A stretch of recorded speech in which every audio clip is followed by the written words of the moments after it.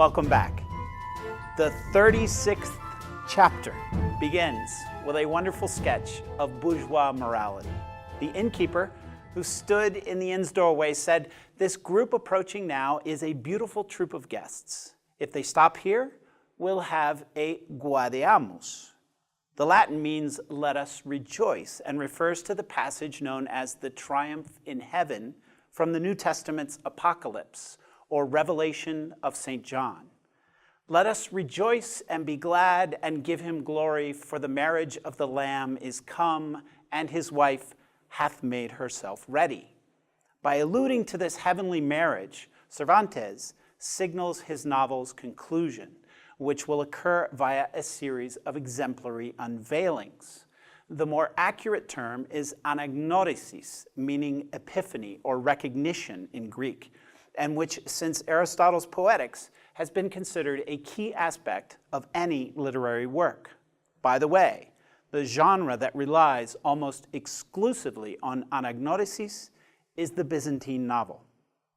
The innkeeper describes 4 horsemen, all with black masks, and with them comes a woman in white, riding side saddle, and her face also covered, and 2 other boys on foot.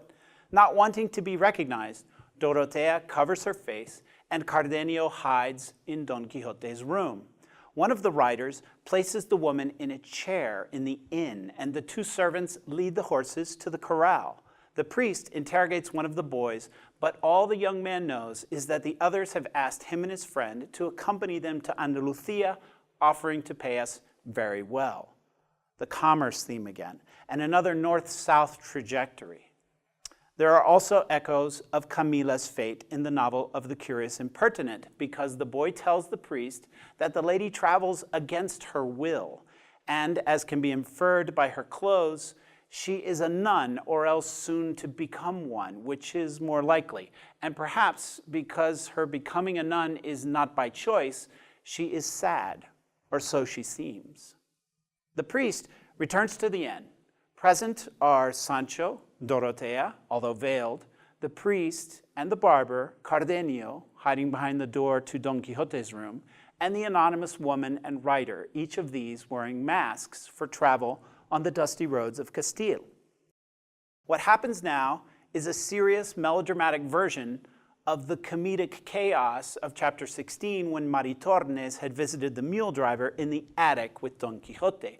Whereas confusion and misunderstanding reigned in the Maritornes episode, this scene is dominated by recognition and clarification. First, Dorotea, moved by natural compassion, offers to attend to the unnamed woman, at which gesture the muffled rider makes a bitter observation.